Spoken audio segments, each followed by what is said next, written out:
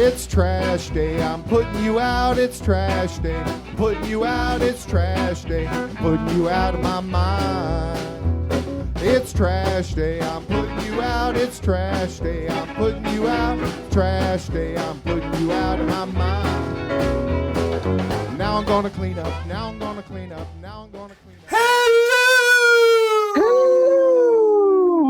Welcome back to Can Crushers. It is an huge achievement. I was going to say an episodic episode, but that is a conundrum within itself. And there you go. That's how we're going to start season 6. Mark the Mark alongside Sir Michael Jenks. Jenks, season 6. How about that shit?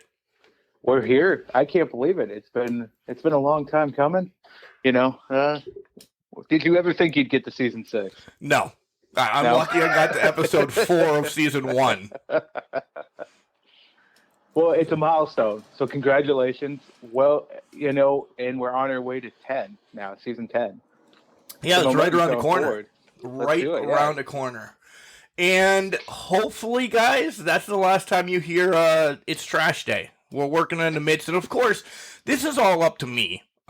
Jenks didn't know this, and I thought it's time. It's time that we change it up once again and get a little bit of juice, a little bit of flow in our intro, I guess. And I talked to some peeps, and I did it Friday. And usually you need more than 3 days to get shit to go. But, of course, Mark thinks you can get shit to go overnight. So our new intro's not here. It should be here by next week. So that's a spoiler. Or what's Paul Heyman say? It's not a prediction. It's not a prediction. It's a guarantee, or it's a spoiler. One of the two. Yeah, he hasn't said it in a while. Yeah, he's dead right now. Yeah, fair. So, Jenks, I know we recorded everything prior to the holidays, and legitimately, I've been off of social media. Everything has been scheduled to be posted early in the morning, so I don't even remember what I've posted throughout the last week. It's just grab and go. Here it is. If you've read it before, good for you. If you haven't, cool. It was nice. So I'm kind of jealous of your co-host at the 40-Year Dash. By the way, if you haven't heard, the 40-Year Dash is also a sponsor of Can Crushers. If you listened to the Crushy Wars last year, because the 40-Year Dash got more fucking publication than Can Crushers Wrestling Podcast from Cody Hetrick. Yeah, Hetrick all over that. You know, we didn't plan that. It was meant to be his prediction show. And on his 5 calls, he promoted us quite a bit. So I was kind of happy about that. Good. I hope you guys got a ton more. I hope you guys negotiated the rates and he's paying you out of the pocket for the sponsorship spot. But let's just say Can Crushers is in the negative now. Fair enough. So as I said, everything recorded prior to even our spotlight last week, prior to any holiday. So how was your Christmas? How was your New Year's? How was your Festivus and your rest of us? You know, Festivus was great. I am the champion of Festivus. I have a mug to prove it now. So that was good. Congratulations. Thank you. Christmas is great. You know, cheap plug for the Can Crushers podcast. I got all my merch that I ordered. It's about fucking time. I know. It came in 3 separate shipments, which I was interested in. The mug, which I'm drinking out of now, came last, and then hoodie and t-shirt, very comfortable. Those came second, and the sticker that I got came first, and that thing is huge. Isn't it? Isn't it amazing? Massive. I took a picture of it. I have a big old candy dish, and it covers the lid of the candy dish. So it's a fantastic size sticker, and it's on my desk now, stuck to my keyboard and that. So nice. Fantastic. Nice. Yeah, but Christmas was good. Nobody burnt down my house when I was hosting, so that was a plus. Had a lot of fun hosting the family and pretty much the family in that for the 2 days, and then it was kind of a nice week off. So that was kind of my Christmas, watching wrestling in between when I can. So you didn't get the table done, did you? I didn't get the table done. By the time I thought I could get back to it, beginning last week, there was just so much to do inside the house. So I pivoted, brought in the outside table, and just used that. So, you know, live and learn. December came up fast, and I didn't really have any time that I thought I was going to have. So Things happen. Yeah.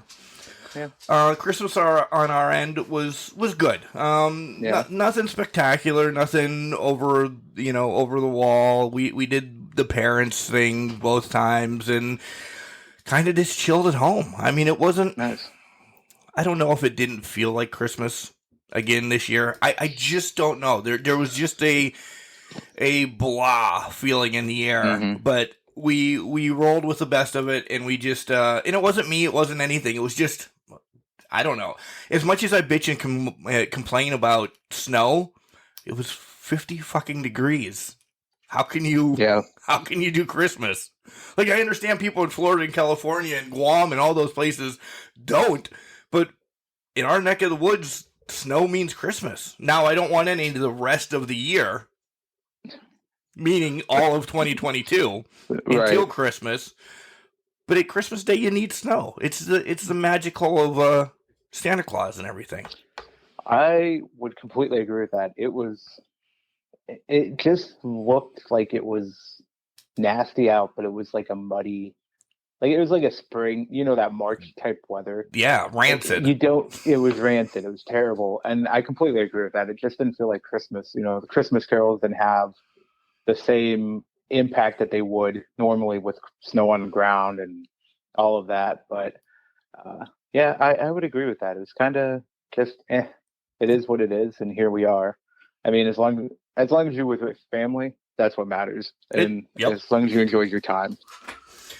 And then New Year's Eve, Jenks, quick story. Tuesday of last week, I couldn't fall asleep for some god-awful reason. I was up till 1:30 in the morning, woke back up at 4 o'clock, went to work on Wednesday, and then decided it's time to be part of the El County Holiday Tournament, which I broadcast every year for our local radio stations and everything. So I broadcasted 4 basketball games that night, came home, went to bed at 11 o'clock. Did the same thing on Thursday, broadcasted 4 basketball games, came home, went to bed at 11 o'clock. Friday was a holiday at work, so only had to work a half a day. Came home, and I was in bed by 7 o'clock. I didn't see the ball that dropped apparently a minute late, my son told me.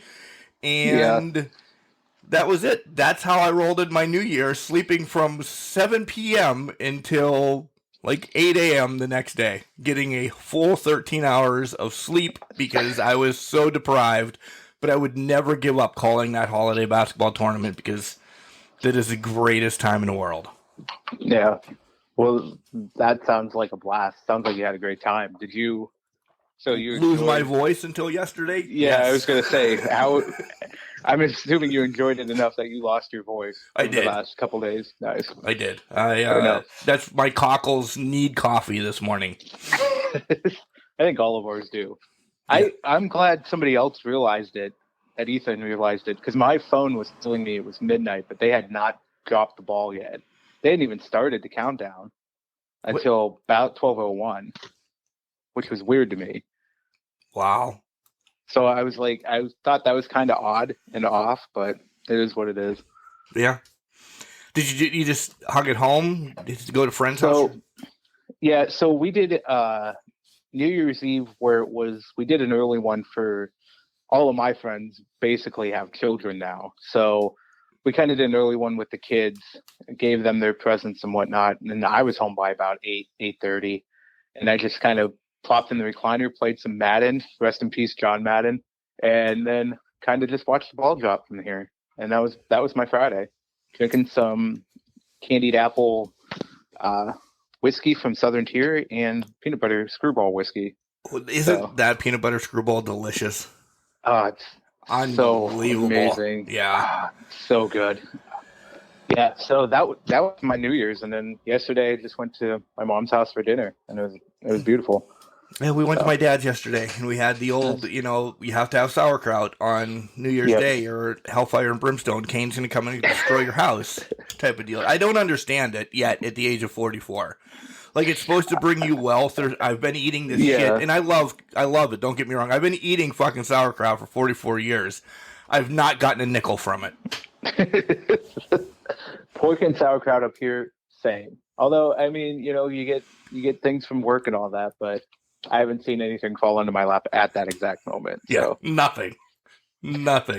I heard that down south, and anybody from down south, you're supposed to eat black-eyed peas. Not the band either. You're supposed to eat black-eyed peas because that's good for you as well in some shape or form. I don't know. I thought it was just sauerkraut across the board. Apparently, each region of the United States, there's a different way to get wealth. Maybe we should try black-eyed peas up here next year because sauerkraut has not been working up here. I'm down for trying anything to see if it works. I didn't realize that but I think to your point and what you just said, I didn't realize there's multiple different traditions that you do. Yeah. So it's kind of interesting. It's sauerkraut here, black-eyed peas down south. I'm wondering what Western United States does. Gorditas. There you go. In and out or something like that. Yeah. We'll get to wrestling, folks, but Jenks and I also, we have to talk about video games to piss everybody off, and of course the NCAA bowl games have been rolling on as well. And let's first, Jenks, I started playing hockey again now. Okay. And I don't remember what team I got rid of, nor does it matter, but I've created the Hershey Crushers. And, I don't know anybody on the team because I didn't get like Sidney Crosby or McDavid or Fleur. I don't know these people. It was an expansion draft, and I got me, you, Cody, Ethan, Moochie, the rest of my co-hosts. I don't have a clue, and maybe Gilbert might be on the team. That's it. No, that's the ringer right there is Gilbert. Right. But it's fun. I decided it's hockey season now because football season for me across the board is in the shitter. That's fair. Well, the Steelers might make the playoffs here. Well, I will say maybe. They have to beat a couple people that I know's Browns Monday night, and then as that game ends, Ben's going to be like, peace out, I'm retiring. Right. I full-fledged believe Monday night will be Ben's last game. It's against his hometown rivalry team, the Browns. Yeah. It's a Monday night game, and it's at home. But don't forget, Mark, you get another week now. I know, but he's already said that he thinks Monday is going to be his last game because he wants his last game to be on Heinz Field. Oh, see, I did not realize that. Yeah. Okay. And I had heard it would be his last game at Heinz Field. Because I know they're on the road, I think, against is it the Bengals or the Ravens? I think it's a Ravens. But okay. Well, that's interesting. Yeah. Good for him. If that's the way he wants to go out, I truly believe, one, they're not winning the game, and two, they're not going to playoffs. So if that's the way you want to end it, Ben, cool. Then do you. I don't blame him one bit. Yeah. Yeah, I will say I haven't moved into NBA or basketball season yet, but my football game, I did decide to move the Washington football team. So I'm taking their talents to Brooklyn, New York. Which I kind of don't like Madden in that sense because you can't create a team on there. No. It's all predetermined, and I kind of hate that. But, going to move them to Brooklyn. Going to be the Beats because they gave me the Barons, Beats, and something else, and it was just absolutely terrible. So I had three options. That was the best of the three. So now New York has 4 teams. Jeez Louise. Yeah. It was either that or go to London or Mexico City. Not happening. The travel would kill your team. Well, that's exactly it. Now, and also Brooklyn's still right in the vicinity of the Giants, Eagles. So I figured keep it close to the division rivals except for the Cowboys and have it that way. So nice. Yeah, so we'll see what Washington does now, or the Brooklyn Beats. The Brooklyn Beats. Is the logo like a musical logo? Yeah, it's like a music note. That's the note is the word I was looking for. Yeah, it's shaped like a B. It's a note. It's kind of a light purple, which I kind of like. It's a little bit different than some of the other uniforms you had out there. So. NCAA talk, Jenks, everything that I've rooted for has been garbage. I will start with my number one. I was bragging precociously, is that the word, during Thursday night about how Pitt was up 21-10. There was like 4 minutes left in the game. The holiday tournament was coming to an end. I'm strutting around, showing my tattoo off, and just being the biggest dickhead in the world that the Panthers are going to beat the Spartans. I get in the car, I drive home for 10 minutes, and I turn it on, and they're down by fucking 11 with 5 seconds left. And I'm like, oh. And of course, I'm listening to it on Sirius Radio the whole way. And I'm just livid. Because if you can lose a game the way they lost the game, thank you, Pitt. Thank you, Pitt. I'm looking at the box score right now. So it was 21-10 going into the fourth, and they gave up 21. Yeah. That's just brutal. Brutal. Hey, at least you weren't Notre Dame. They were up 28-14 at half, it looks like, and they gave up, I think, 17 unanswered, and then they ended up losing 37-35 at the end. Yeah. Now I'm looking at this. That's just brutal. And if it makes you feel better, Oregon just gave up. So Oregon just did not play. We lost our coach. We had a good third quarter, but it wasn't going to happen. It was late. It was too late to climb back. Yeah. Yeah. Yeah. It was already in the books. We lost to Bob Stoops, and I think our team was just kind of, we're here. We're glad to be here, but we're not going to actually play. So it happens. Yeah, it happens. I don't know. Jenks, are you excited to watch Alabama and Georgia rematch again? No. I was hoping Michigan. I really wanted Cincy. I think everybody loves Cincy as that darling team, that Cinderella team. But we all knew it wasn't going to happen against Alabama. And Bama kind of just coasted in that game. Yeah, oh yeah. You can argue with me all you want, but it doesn't sound like you will. But Bama was not trying in that football game. Only putting up 27 against Cincy, and it just seemed like they had it in hand. They probably could have dropped 50 if they wanted to, but they didn't. Let me throw this out to you. Do you think, and I'm on the same boat as you, I would have liked Cincy to do anything. Do you think Cincy could have beat any of the other two teams, though, as well? Georgia or Michigan, if the lineups were different? I think they could have beat Michigan. I full-heartedly think they would have beat Michigan. Because to me, not even looking at this game, Michigan can be spotty when they play.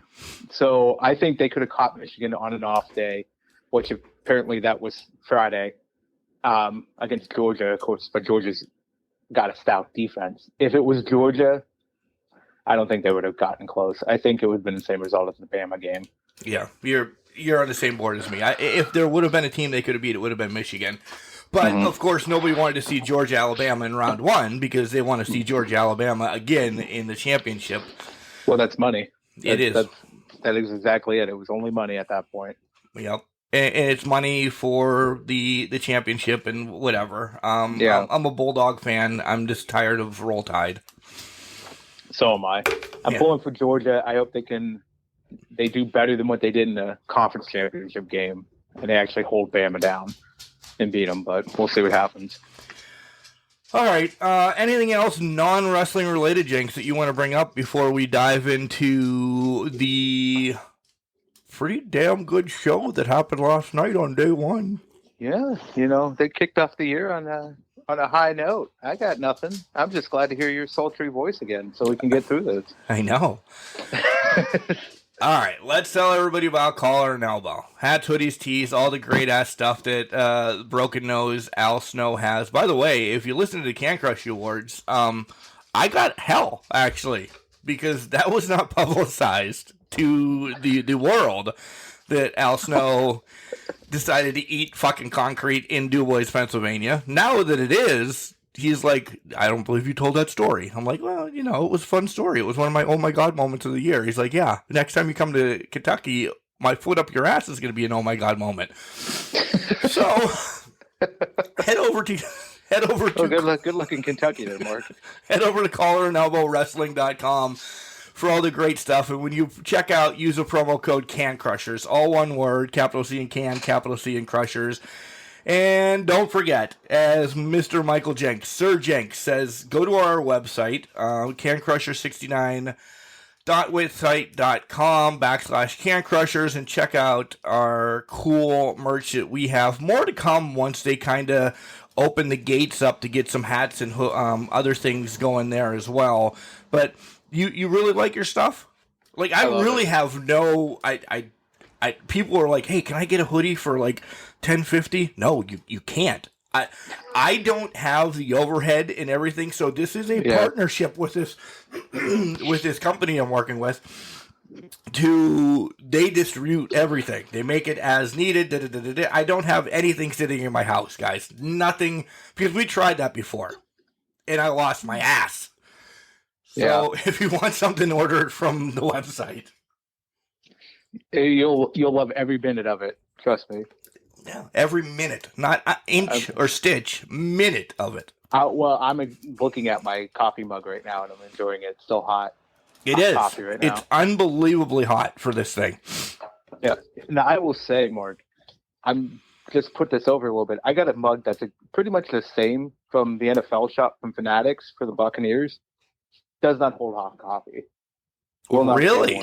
Yeah, this is doing a better job than that mug did for hot stuff, anything along those lines. So, preach testimonial. I'm preaching testimonial. This is a fine mug that I have here. So if you guys do anything and buy anything, stainless steel mug, you'll enjoy it. See, I have not put anything cold in this yet. Like liquor normally, because I've been drinking out of the bottle over the holiday season. So. Same. But I do want to see how it keeps cold things cold. But I digress. Let's get the wrestling. Here comes Al Snow to tell you about collar and elbow, not his broken nose. And then we'll come back. We'll have to talk about what happened on day 1, on day 2, on season 6, episode 1 of Can Crushers. A lot of numbers. Wrestling. A love and a passion we all share. I've started a wrestling brand. The wrestling brand. A brand founded on the aspects of wrestling. 2 entities working together to create a product that connect emotionally for people everywhere. Collar and Elbow is the brand. Passion and love for wrestling is the drive. I am Al Snow, and this is Collar and Elbow, the wrestling brand.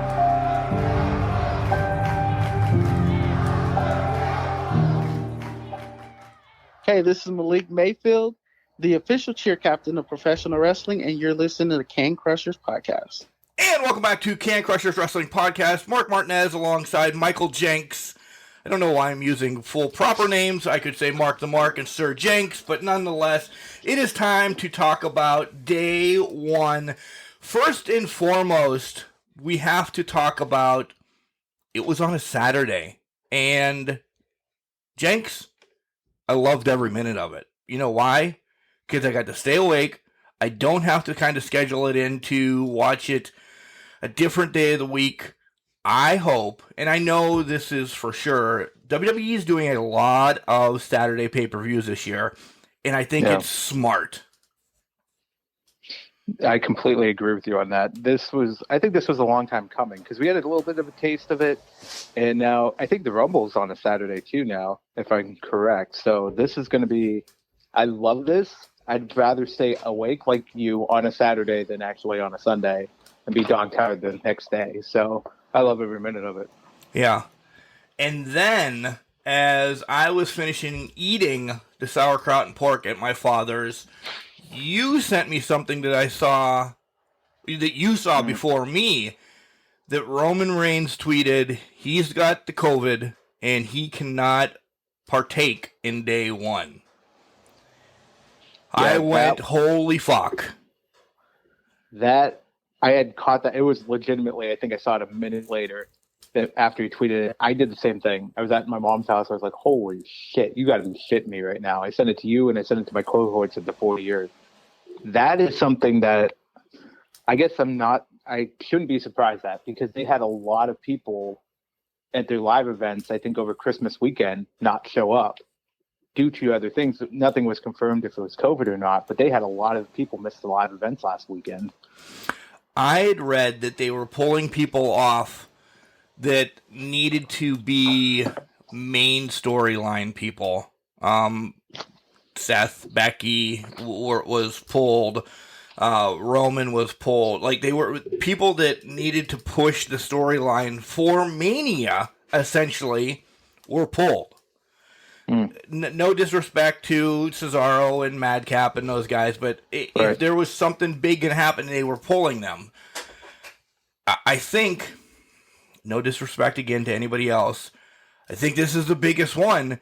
And as we get through day one, because we'll break it down, this changes the landscape of WWE from here on out, definitely till Mania, Jenks. That's we talked about it a little bit texting last night. This is huge. Of all the people, and I don't say you want anybody to get COVID, but of all the people to get COVID, fuck, the face of the business for WWE, Roman Reigns gets it, and you need to figure out what you're going to do with Brock Lesnar now. Well, that's exactly it, and let's take it even a step further back. Reigns missed, what was it, a half a year or so?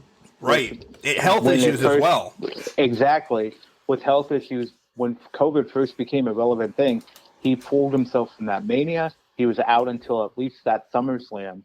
So Roman was purposely trying to avoid getting COVID at all costs. Anything, he was trying to avoid it. I think this puts into his mind is rethinking, do I need to be out here right now doing this? And to your point, this is changing Mania. And we've already seen some of that trickle down without getting too far into the weeds. Last night, we saw that trickle down a little bit. Yeah. So I think you're absolutely right, because I think Roman's going to start rethinking this as, do I really need to be out here on the road? Especially if this is a more, not a mild version of COVID. Well, I'm gonna stick and stay. We're gonna go in reverse or bounce around or whatever, because Lesnar's looking for something to do. You have him in Atlanta or Alabama, Georgia, as Corey Gray. Jesus, see, I'm trying to even make fun of him, and I make fun of myself. So Corey Graves has said, "We're in Alabama, Georgia." Wait, what? Where the hell are we at? What? Did you hear that? Yeah, I heard that. Okay. It's like, what the fuck are you drinking over there? Yeah. So nonetheless, sorry, Corey. I make fun of you, but I do love you and Carmella on Bear With Us, as that podcast is coming back soon. So you have Lesnar looking for something because he's there. You're not going to use him, but you can't just say, okay, we're going to pull the Drew McIntyre match and throw that away or something. So you throw him into the WWE Championship and make it a fatal 5-way, and he wins. Yeah. In one of the most chaotic matches, I enjoyed it, but a fast title match. You could tell that, to me, you could tell that they were scrambling to figure out what to do. I don't know if you felt that way. I felt that way, and it brought me back to, I think, like 2016, 2017, where they had those matches with Lesnar before with like Strowman and Samoa Joe, where everything was like, it was a 10-minute sprint. It was get a bunch of big spots in, let's just make it as chaotic as possible so people get on the edge of their seat and then go home. I feel like if we had gotten the Fatal 4-Way, it would have been a lot more slower pace. It would have been a more traditional match. But I think, to your point, this was as chaotic as possible because they were, A, scrambling and they were just making up what they could. And B, you had to make Lashley look strong, Brock look strong, Big E look strong, Seth and Kevin look strong-ish. So they kind of had to do all these heavy, big spots to make it, to put these people over in a very limited amount of time that they were planning to use. And I don't know if that was designed that way for Brock or what, but yeah, it seemed very chaotic and they did a very good job of just condensing everything and throwing everything into what was a 10 to 15 minute span. But yeah, very chaotic and very condensed. 15. I'll give you 10. 15. Yeah. I'll give you 10. I don't know if it went over that, and I don't have, nor do we care. So don't be throwing shit at us right now. But Yeah, and Jenks, I was on the edge of my seat the whole match because I thought it was going to be Bob.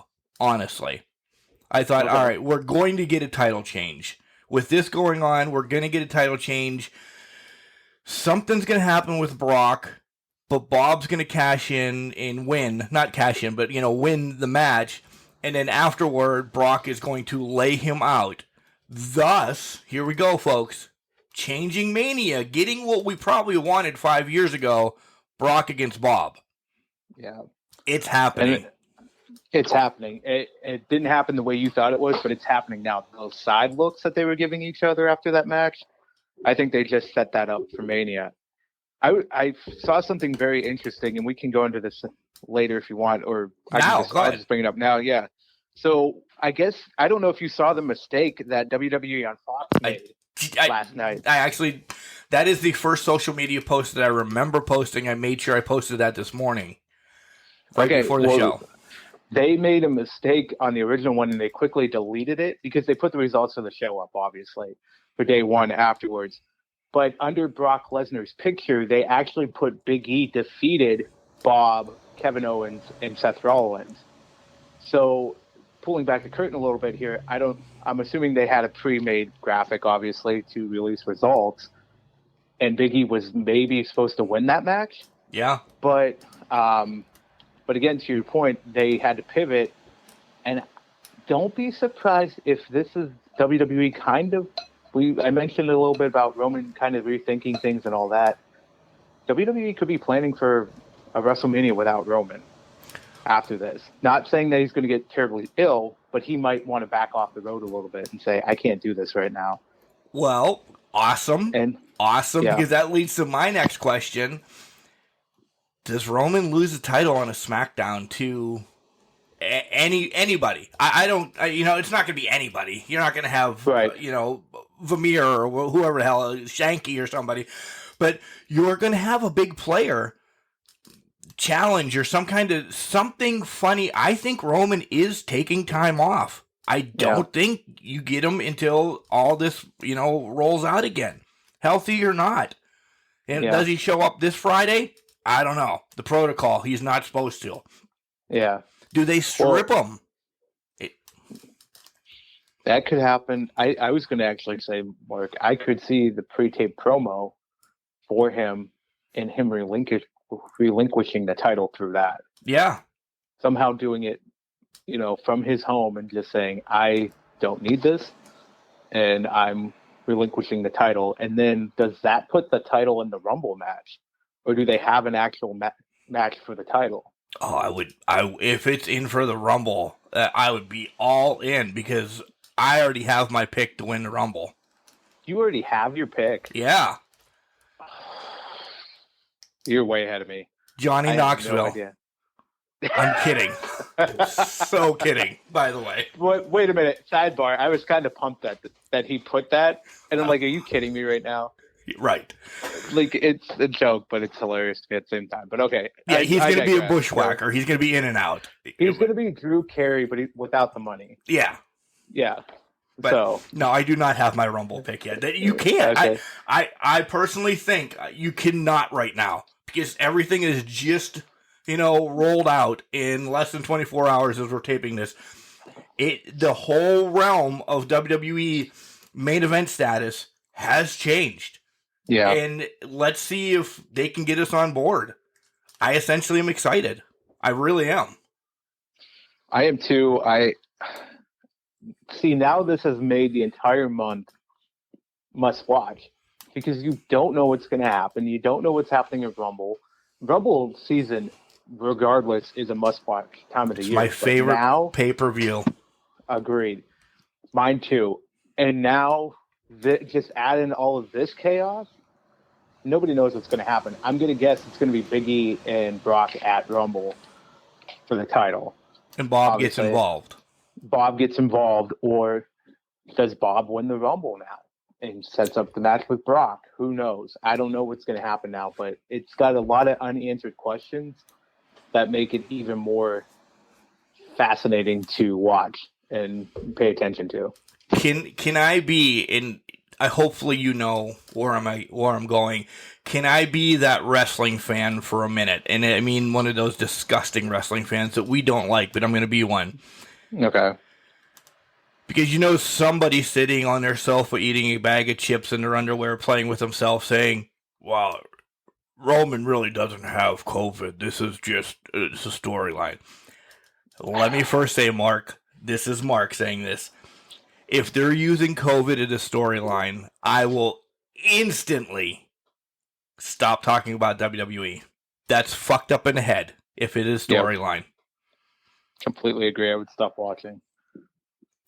No way. Mark, I saw a couple of those tweets where they were like, oh, this could be just a work to get Brock into a title picture or something like that. And I'm like, why? Why would you use an ongoing pandemic that has killed millions of people? That is sick. Yeah, Vince McMahon's fucked up in the head, but I don't think he's that bad. No, he's not that fucked up in the head. But go ahead, go with your point. I didn't know if you were. No, that was my point. My point was you're going to have some fat, ignorant idiot sitting at home saying, "Oh, this is just a storyline because Roman didn't want to face Brock." You know it's out there. I don't have to be the asshole all the time. Yeah. I saw it last night with it. There was people speculating if it was a work, and I immediately just was like, "Are you fucking kidding me right now?" Yeah. But you're right. There are people out there that are saying, that will say that this is a work. They're using COVID as a storyline. Just shove it up your ass, because that's not going to be the case. That would not be the case. So to sidebar and get away from that, what do we do now with Paul Heyman? Does he come to Raw? Is Brock? I know he said even last night he's a free agent, but now he's got the WWE Championship, which is linked to Raw. So at some point he has to be on Raw, which is the weaker show of WWE right now. Yeah. Is it this Monday? Do we not see Brock for a while? Because normally when he gets the championship, he only shows up for pay-per-views. Does the Advocate come back? Because if we're thinking about Roman taking time off or relinquishing the title, that destroys this storyline. Or it's put on the back burner for a while. Because let's say Roman takes 3 months off, okay? Mm-hmm. Everybody hates him right now. He comes back at SummerSlam. All right, because I'm pushing into 3 months after Mania, because I'm thinking, he comes back at SummerSlam. He's going to get a huge pop because he's been off the show for a while. He could be the most dastardly person in the world, unless he kills somebody on TV. People are going to be excited to see him back. It's the same, and I'm not saying the storyline-wise, but when he left with, his leukemia, and we didn't know if he was coming back, he came back and everybody was excited. It took 6 to 8 months for him to realize, for the fans to realize, oh, he's supposed to be bad. Yeah. He's going to get the same ovation, and it's going to take that long again. So essentially, the bloodline's still there, but I think we need to pivot on that as well. Yeah, I think you're right, because, if Roman's taking time off, then you're not going to have the head of the table. You're not going to have anything like that. It has to just go back to being the Usos, because they're obviously not going to be running the table. To your point, though, about Paul Heyman, I'm wondering if Heyman was supposed to show up at day one and get involved in that match after Roman fired him. So to your point, do they just say, Roman's out, you might as well just come to Raw and be the advocate for Brock and just make something up where Brock's like, well, I got my advocate back or something like that. You know what I mean? Not obviously like that, but but essentially that's what you have. I mean, that's what's going to be. Yeah. How else do you get Brock? I mean, I know they have a relationship for years and years and years, but how do you get that? Subtle hints? I think subtle hints, or you just Brock Lesnar said, I don't want to be here all the time, and you just bring out Paul Heyman. As lame as that sounds, I think that's the only place they can go right now, unless they have unless they did have in their back pocket a truly magnificent way of doing it, bringing them together, you had to pivot on the Roman thing. So I think you're pivoting here. Yeah. But yeah. So a lot of controversy, a lot of questions around both the WWE and Universal Championship as we head into tomorrow's Raw and Friday's SmackDown. But Jenks, one thing that I think is a nail in the coffin, I think Liv Morgan's done. She lost without, she and did. I know Becky was trying, and you saw it, trying to get the foot on the ropes, which could have extended the storyline. She didn't, though. So how do you extend the storyline for Liv and Becky? I don't think you do. I think right now Liv's going to enter the Rumble. Now, I'm not saying she's going to win it, but I'm saying she's going to be a major player in it. But I think that's kind of where it goes now. Is even if Becky would have reached the ropes and put that shred of, oh, she couldn't do it without the ropes, yada yada yada, I still think it would have been, well, you still lost. You have nothing to continue this thing with, so you have to go to the Rumble and start from the back of the line. And that's unfortunate, but I think Liv would be a major player in the Rumble, i.e. maybe the Final Four. Get eliminated, but I don't think she would win it, but I think she'd just end up back into the Rumble. It was going to be the end result. You just couldn't overcome Becky's craftiness at that point. I will say, I'll give you that. And I think one of the returning stars, one of the 4, are going to win the Rumble. Have it be, and I'm not sure yet, Bayley, Asuka, Alexa, or Lacey Evans. Right. All of them are ready to return. It makes sense for them to get the big pops at Rumble. Yep. One of them. I don't know who yet, though. I probably won't know until after they win it under Rumble. But I think that only makes sense. And then what do you do? Because Charlotte's sitting there with legitimately, the only one I want to see is Sasha, maybe, on that brand. Where do they go? If you have Bayley come back and get it, she picks Charlotte. What the hell's Becky going to do at Mania? Well, I think if Bayley does it and wins the Rumble and goes after Charlotte, I think you see Becky and Bianca again. I don't believe we're getting past Bianca. I think Becky-Bianca is the WrestleMania match at this point for Raw. And I think that would be Bianca's long-term storytelling. That's where Bianca would be the one to defeat Becky for the title at Rumble or at WrestleMania. I think that would be the case if Bayley or if one of these returning people win the title and go face Charlotte. I think they've been setting up for Bianca, and that's just going to be who gets the title shot. Agreed. I like how you read my mind. You completely rolled with what I wanted you to say. I completely agree. It's Bianca and Becky again there. I hope it's not a 26-second match, but, turnabout fair play would be all right. Yeah, it would be, but I would say, I think to that point, I think it would be a legitimate match, and I think it would be the revisit, which I would actually look forward to seeing that match again. I would. Between Becky and Bianca. And to that point, Becky's now been in the ring for, 4 or 5 months now. She's gotten most of that ring rest knocked off for her. So it would be an even better match than what they had back in September when they had that return match. Yep. So, do you, out of the others that I've picked, do you have a favorite that you'd like to see Charlotte take on? Would it be? I mean, we both love Bayley. Don't get me wrong. Yeah, Asuka's been a great matchup with Flair. I don't see it being Lacey, being honestly. I know they had that story going, but how can you pick that back up that Rick's gone and we know that she was pregnant and it wasn't Flair? I don't even want that to come back around. Right. Yeah, to be honest, Alexa is not set up to be in the title run right now, title picture right now. No. If she's coming back as herself, I think SummerSlam time, I think we see Alexa enter the picture, whether it's against Bianca or Charlotte. What I would say is my heavy favorite right now, I don't think they do Asuka again. I think it really is Bailey right now. I do too. I just don't see it being anybody else. Bailey, let's be honest, Bailey carried that company During the throughout pandemic. the pandemic. 2020, she carried that company into 2021 until her injury. So I think time's due, and you give her, you pay it off. You give her the Rumble win. You give her the chance at WrestleMania to have that big moment, to have that main event spotlight against Charlotte, and have her do it.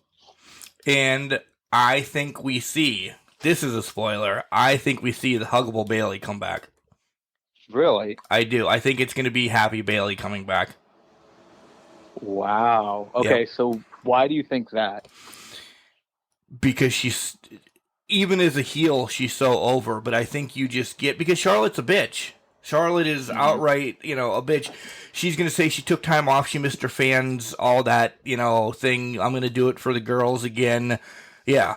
Plus, I want it. So it has to happen. Okay. I mean, since you want it, but see, I think they could make this work with They could. her current character, but if you want it, Mark, they'll make it happen. They'll give it to me. They'll give you whatever you want, Mark. So we'll go with it. The Miz versus Edge, Jenks. It took about 3 minutes into the match before I knew it was going to happen. Yeah. Okay. Yeah. So same, because I thought, I just had that feeling Beth was going to come out at some point. Yeah. She left NXT, and I thought, she's not done doing something. Yeah. And then Maurice just had this puzzled but knowing look on her face, what was going to happen the whole night, and I kind of watched her a lot. I'm like, oh, this is setting up for a mixed tag team match. Period. That's it. Well, I'm glad you noticed that too, because it seemed like Maurice it was either puzzled or just didn't know where to be. Yeah. Kind of thing. And I didn't know if, I thought the referee was doing a fantastic job during it, but I didn't know if she was just confused if she could get in heel spots or thought she was going to be able to, or I don't know. She just seemed off the entire, and then to your point, when Beth came out, then it all started to align and things started to make sense more and more. But I do think that the wrong person won, though, because it doesn't make sense to me that the Miz and Maurice now want to fight Edge and Beth, because Beth did nothing in this match but came out. Like, I thought maybe the Miz should have won with Maurice punching Edge and not the ref seeing it or something, then Beth coming out and causing chaos, which then Beth actually asking for the match, not even Edge. Right.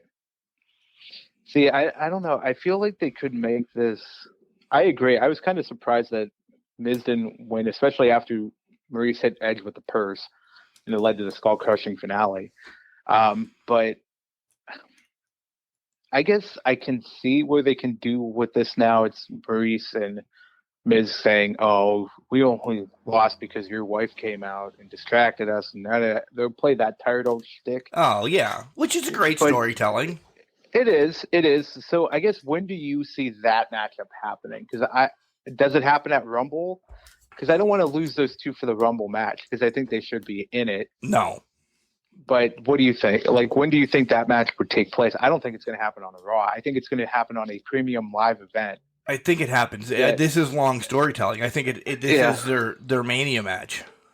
Okay, I honestly do. I kind of thought that too, but I wanted to see where your head went, because I wasn't sure if you think that would be a step in the right direction for both of these guys, or do you think that's a step backwards? I think they're both. Neither one of them need a title. It's a marquee match that everybody knows the names. Beth is, no disrespect to Maurice. Maurice might be more popular now with the TV shows and everything, but Beth was definitely the bigger talent in the ring. I'll put it that way than Maurice was. She had her to-dos and everything, but she's the Glamazon. I mean, it's just Beth fucking Phoenix. And by the way, Seth Rollins' now middle name is Freakin', if you didn't know that. I noticed. But I think it does enough justice for all four involved. I'll put it that way. Yeah. Because Miz just had, Bad Bunny last year? Yeah. Give him something. He doesn't need a title. Edge, clearly, everybody wants him to have a title. Maybe this is a stepping stone for him to get one last or whatever. I think it's something. I'd be involved a medium pace. I'll put it that way in this match. That's fair. I think, in my thought, I think Miz is severely overrated. Miz is wrong. I meant underrated. Sorry. For real? Like, why am I wrong? Yeah, I thought he was underrated. Okay. Yeah. No, I was sorry. I meant underrated. I think he is a future Hall of Famer. Oh. I think this is a big marquee match. I agree with you wholeheartedly about this. I think it is a marquee match. Miz doesn't get the respect he should. And I don't know if it's the fans taking him for granted just because he's been there for so long. A lot of people still don't like his backstory that he came from reality TV. You know, I understand that, and I get that, but goddamn, like I was thinking about this the other day, that was 16 years ago. Right. The Miz has been in our lives for 16 years. I think we have to turn around and embrace him. He is awesome. Thank you. I was waiting till I could get that in. He is. He is. He is severely, and I fully believe he is severely underrated. I don't know why. I think you're right. It's the hatred for where he came from and how he came to the company. But let's face it, guys, you don't make it 16 years without being talented, entertaining, must-see, believe what you want. Miz is top quality Hall of Fame material, and he has proven it. He lives a life that Al Snow has said during his podcast like 2 years ago. Al Snow was Leaf Cassidy. Al Snow was a ninja. Al Snow did stupid shit. Al Snow had the dog fucking pen match. Al Snow says, if you can be on TV, you do what you do to get on TV because there's others in the back that aren't going to do it. Right. And they may not be on TV again. Miz has done stupid ass shit. Ridiculous shit. We remember it though because he's on TV. He is a D-list actor, but he's an actor. Okay, for the stupid Marines and everything to go straight to DVD and all that. He's got a reality show. He hosts random TV shows when people are off on vacation. This guy is a fucking superstar. Yeah. He is a yes man that will do anything for the company. If you say, hey, if there's anybody that's never going to leave WWE, Miz. Miz is that entertainer. I don't believe he's a professional wrestler. He's an entertainer. No. His wrestling in ring, it's on par with, Cena or anybody like that. You don't compare Miz to Bret Hart or Ricky Steamboat ever. No. But he does what he needs to. He's a Hall of Famer. Yeah. He's an entertainer. He has the charisma to do all of those things. And sometimes you either need to be really good in the ring or you need to just have the charisma, entertaining, and can be passable in the ring. I'm not saying Miz is just passable in the ring, but that's sometimes all you need to have that elongated career. People want to watch Miz. People want to watch Miz get punched in the face. They want to watch him get shit on broodbath with Eric Bischoff standing in the ring facilitating his wedding vows. They want to see those things because it's the Miz. And it's almost like a comeuppance. Every time they can see it, they love it.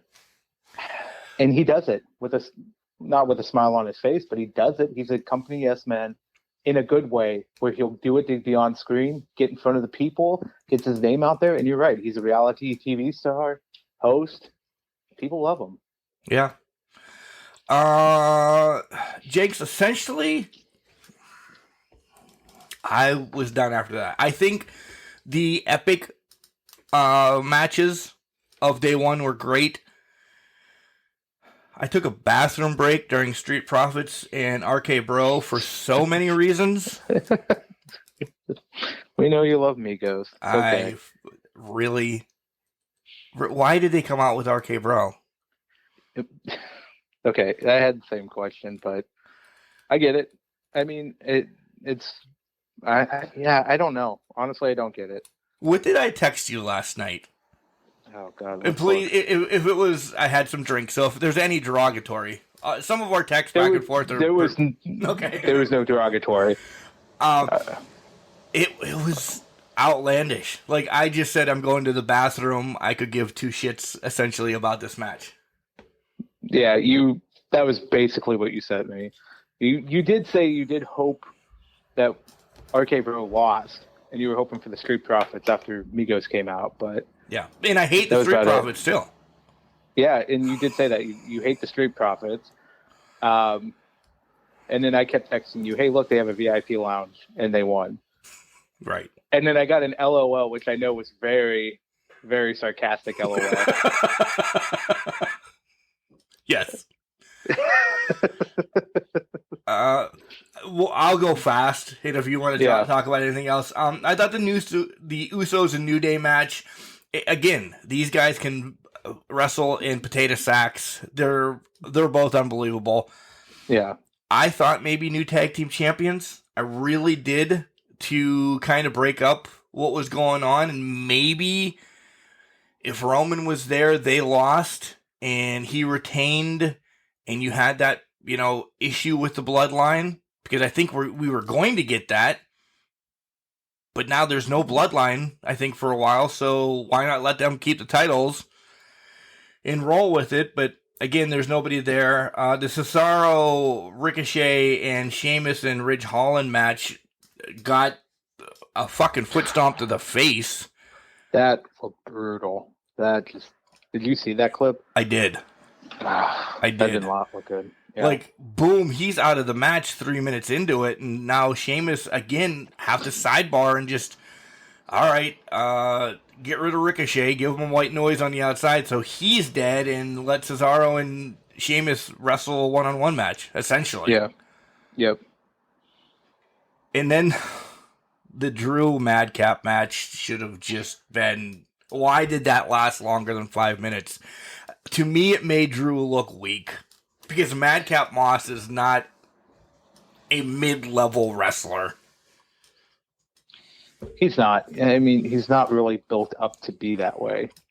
I think the only note I made on that match was when Moss ran into the quarter and it looked like it fucking hurt. Because it looked like a fucking train wreck when he hit the corner. And I'm like, holy shit. But yeah, that seemed like a downplay for McIntyre. Especially when there was tentative plans that he was building up for Roman again. But you read those too, because live events have had them guys working together. Yep, exactly. So it seemed like that was going to be the case, although now Drew's written off with neck issues now, from what I'm seeing. But yeah, there seemed to be a lot of. That was just a weird match to have. I thought maybe Corbin would have been the match with McIntyre there, unless Corbin's injured somehow. I don't know, but I did like the Who McIntyre. Yeah, that was good. Yeah. Overall, though, some people have said this was a great pay-per-view. I will say it was a great Raw prior to the 3 big matches, and then the 3 big matches were more than decent. We knew something was going to come of this, because with Roman tweeting that earlier, we just didn't know what. On beers, I'll say it was, to start the year, a 4.5 card for WWE. Okay. I didn't mind it. I wasn't severely disappointed. Some of the matches, like, I just didn't care about, but I'm not going to knock them because the action was decent. Right. Yeah, I'll agree with that. I'm going to go, I would say 4 for me. Right now, I'd say 4 beers. I think one of the ones that I saw got a lot of hate, which I actually enjoyed, was Bex and Liv. I like that. Really good. I thought it was a very good match. I thought it was well done. There was a lot of people shitting on it online for some reason, but I thought that was a very good match. But to your point, 4 out of 10, because the Moss McIntyre match. 4 out of 10. 4 out of 6. I know what I'm doing. Not really, but 4 out of 6. Sorry, guys. But yeah, I think Moss and McIntyre, the Profits and RK Bro, I just couldn't get into those matches, and I thought that kind of took away from what happened in other matches. Yeah. There. And Usos, New Day, love them. They're great in the ring. It's always an awesome affair, but at the same time, it's kind of like we've seen this. This is another Uso New Day story. But overall, 4 out of 6 for me. Yeah. Do you see? Let's go back to Johnny Knoxville. Let's do it. I know we talked a little bit about it, but is he really getting in the ring, or was he just pantering to be the host? I thought, honestly, he was pantering to be the host of Rumble. Well, here's the thing, Mark, because we've had a small discussion with the 40-year-old co-hosts Hetrick and Moochie, and we figured it out. We knew there was a Jackass movie coming out, and it's dated for February 4th. So why not promote it by having yourself in the Rumble? Okay. It would make sense to have that build up for the new movie. You're in the Rumble match. That's a big marquee affair. I could see the Knoxville actually being in the Rumble. Okay, and I know how this is going then already. Yeah, something. There's going to be 50 people. Asinine. There's going to be 50 people in the ring, and we're talking people like Mojo Rawley, Gilbert, Santino Marella, people like that are all going to be in the ring. Omos is going to come out, clear everybody, wait for like the next couple people to come out, and one of them is going to be Johnny Knoxville. So Knoxville gets his one-on-one moment with like Omos. It's got to be somebody big because he's going to get fucking rocketed out of the ring. It's not going to be like I just fell out of the ring. He's a jackass, literally. He's going to be thrown into like Wee Man, and all those other idiots are probably going to come running out too, and they're going to catch him. That's instantly what I'm thinking. And then more people come into the ring and almost gets tossed out too. Yeah. So my thought is along the same. Johnny Knoxville's getting rocketed in both scenarios, but yeah. My thought is I'm thinking of it like the way they did Drew Carey, where Drew Carey enters the ring. He was, what was it? The Hardys eliminated each other, so he's standing there for like 5 seconds. Fucking Omos comes out like Kane came out. They do a quick little spot there. Whoever's out there, whether it's 2 or 3 guys, and there's just a quick spot, he launches Knoxville into them, and they catch him and do that whole thing. Yeah. But I could see them doing Knoxville being in the ring and then scared shitless because Omos is coming out to fucking hurl him into the next stratosphere. So we both agree that it's going to be Omos. He's the biggest guy. You're not going to have Drew do it. You're not going to have who else? I don't know who else can do it. Does the Boogeyman come back for a return? That's it. There's no one else that could fucking hurl him. They're not going to bring Kane back. The mayor of Knox County is doing his own thing. Right. But Omos is the only legitimate monster they have right now. Yeah, he's a on monster. The roster. He's definitely a monster. So that's sarcastic, by the way, too. I know it is. That's why I laughed. So there's Johnny Knoxville's Royal Rumble. I agree. Yeah. WWE as well. Let's talk about I'm quitting Releasal. I'm going back to the UK. Tony Storm. Jenks, I don't want to say I saw this coming because I didn't. Because she just... And I thought maybe... I'm just continuing my thought process as I bring this along. I thought at one point she was going to be one to take it off of Flair for a brief moment so her and Becky can get something going, or at least she's going to be a player up until Rumble. They started pieing her in the face and this, that, and the other thing. And she was working with them still on live events. She did the live event and she booked herself to go home and then said, hey, I want my release. I read she's burned out. And okay, she's seen how Nia was treated. She's seen how other were treated. So she's just like, fuck it, I'm done with them. Do you blame her? No, I can't blame her one bit. I mean, the way she was booked up until the Charlotte match was odd to me. But at the same time, when you're going nonstop for God knows how many months right now, it wears on you. And let's be fair. Tony Storm was I think it was in Japan when the COVID started.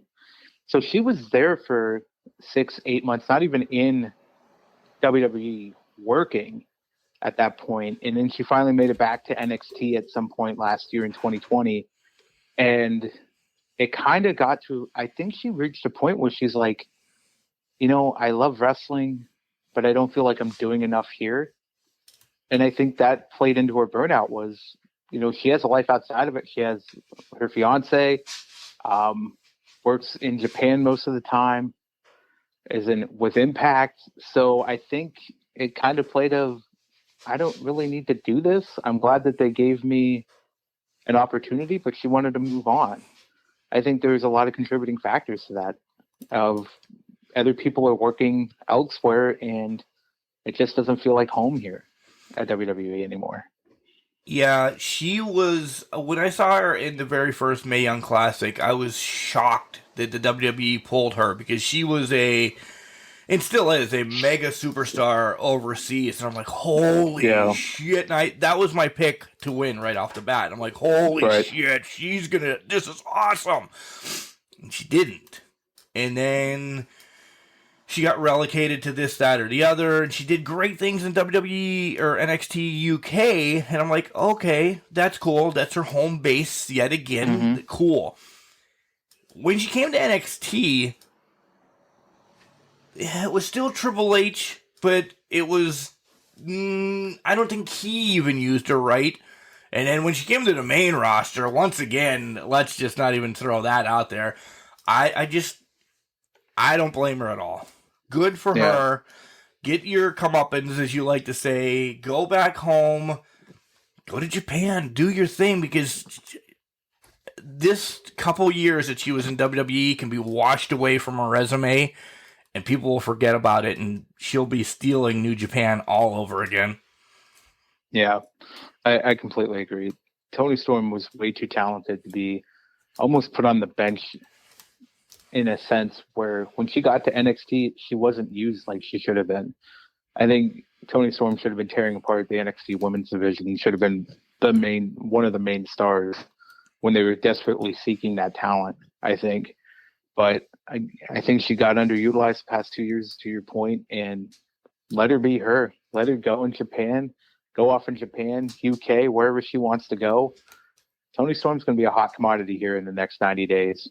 Or whatever her contract is. I think it is the 90-day clause.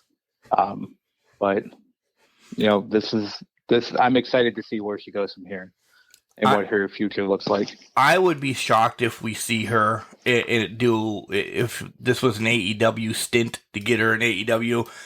Yeah. She could fit in. Don't get me wrong. But everything that I read, Jenks, that she really does just want to be around family for a little bit and just peace out wrestling. And maybe do an indie show here or there when she's over there or whatever. But just put wrestling on the back burner for a while. So yeah, well, and to that point, and more power to her. I know she was just recently engaged. I'm betting she wants to plan her wedding, get everything, just focus solely on that with her family and that. So I wouldn't be surprised if we don't see her for, she might be out of wrestling for maybe a year till after the wedding. She gets married and all of that stuff, and then she'll come back and say, all right, now let's do what we got to do. And it's probably going to be in New Japan. Yep. Or maybe Impact. We'll see what happens. Or maybe the Martinez Wrestling Federation. Well, if she has ties there. She does. I didn't check my Powerball, by the way. I could be sitting here with $550 million. I just don't know yet. You know what? Same. I actually have to check. I didn't win Mega Millions, so I could check the Powerball. So good call. Good call. Anything else WWE related you want to bring up that I forgot that you mentioned earlier that I said, oh yeah, we'll talk about it? No, but I did, from the past couple weeks, did not miss anything. The Crushies, I feel like I did a disservice to one match that I didn't mention in Crushies. Oh yeah? Walter in Dragunov. Oh yeah. we didn't even bring that match up, and that match was freaking phenomenal. So I just wanted to give that match a quick shout out. Does it change my top 3? I don't think so, but that was still a phenomenal match. So I felt like I needed to give that a shout out. Touche. Good shout out. A prediction that I'm glad you brought this back around because I was trying to figure out when I was going to fit this in. A prediction that I didn't make in my bold predictions that I have been thinking about for months now that has been on my bold predictions. I will be on a wrestling card this year. Yep. Of some sort. Yep. Or... No. I'll put it this way. I'll be in a storyline this year. Okay. All right. Have it be me doing something. Yes. Are you showing up in AEW? Do I need to watch Dynamite more carefully? I don't know, but I guess that's a great transition as we take a break and we come back with AEW because there is a Martinez there, bitches. And it is my favorite cousin. So we need to talk about that when we come back. Hi, this is Carmen Chaos. You are here listening to the #1 podcast of The Goddess. It is Can Crusher, so keep listening.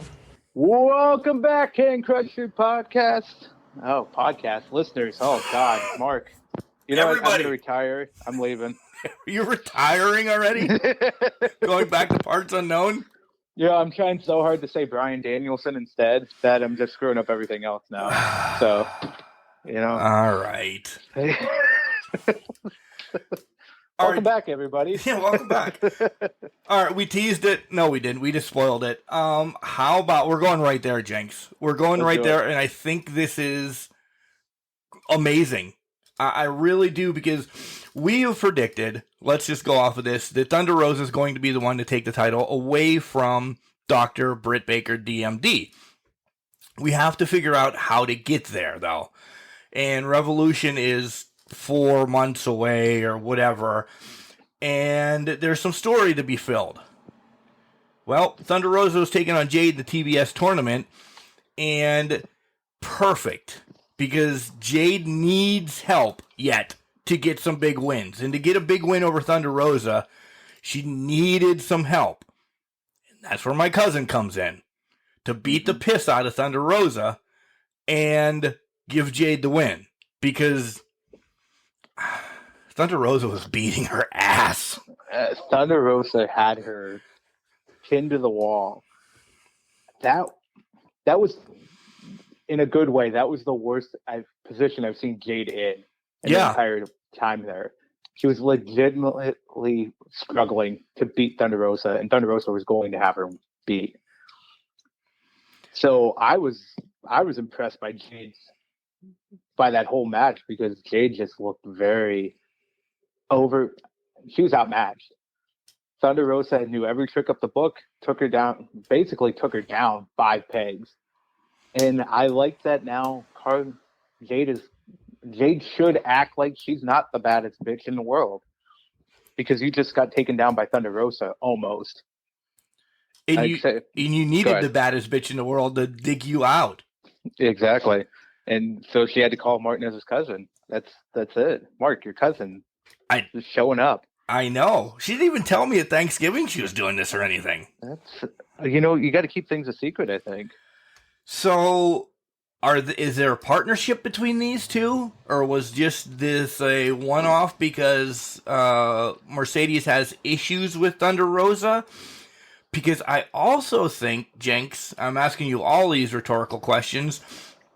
I also think that Mercedes needs to do something with Ruby Soho too, because she's still better than Jade. No disrespect to Ruby, I love Ruby. She's great. She's better than Jade. She could work over that same knee and ankle and everything that Thunder did. So, is this Jade's bodyguard for a little bit?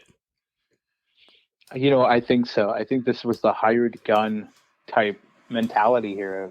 We need to protect Jade at all costs. So let's hire the baddest bitch we can find out in the world, and it was Mercedes Martinez. I think this. I don't think they're one and done. I think this will be going on for a little bit.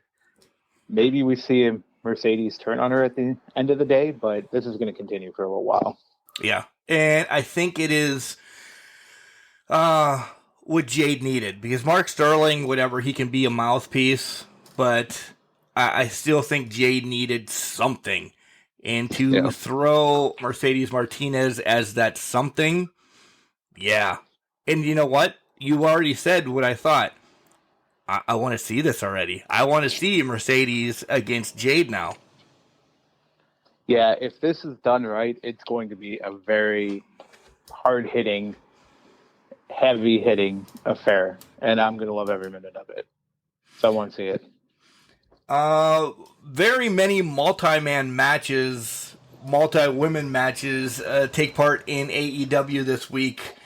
Yeah, and I kind of got lost in the shuffle in some of them. AEW, there's some high points this whole week, and then there's some low points. That the 10-man match, the Lucha Brothers, Jungle Boy, Christian, the Hardy Party, and anybody you could imagine was in this goddamn match to start off Dynamite, and I was like,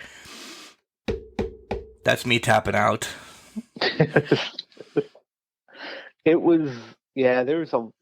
I mean, it was a fun, chaotic match, but you're right. There was a lot to just get to the end point of Lucha Brothers versus Jungle Express.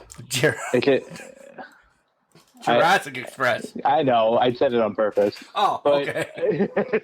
I almost said geriatric, so it doesn't matter. They're a little young for geriatric, but yeah, Jurassic Express and Lucha Brothers.